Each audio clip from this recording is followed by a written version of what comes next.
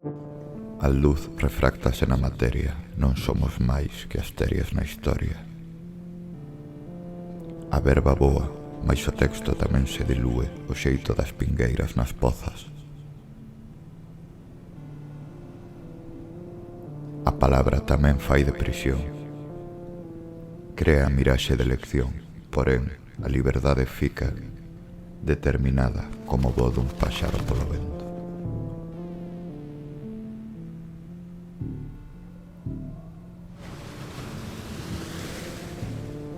As paredes nas que se escriben os versos tamén son poesía.